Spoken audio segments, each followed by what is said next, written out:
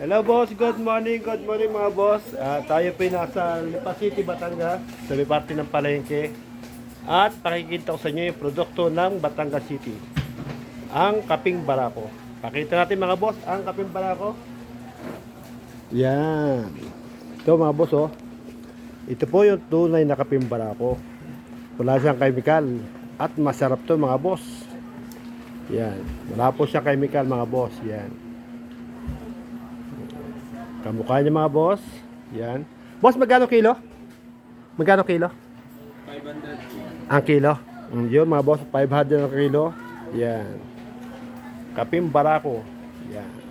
Ika nga, tatak ng Batanggenyo. Yan mga boss. Purong-puro mga boss. Walang chemical. Pakita natin yung ito. Yan, ginigiling nila dyan mga boss. Yan. Ang resulta, ito nasa harap. Pakita natin. Yan po, giling na po yan mga boss. Yan. Kaping barako mga boss, yan. Giling na. At wala po yung chemical. Yan. Kaping Batangas mga boss. Yan. Nay, kamukha na ganda rin presyo. Magkano benta mo? 500. Ayun. Ang ganda rin.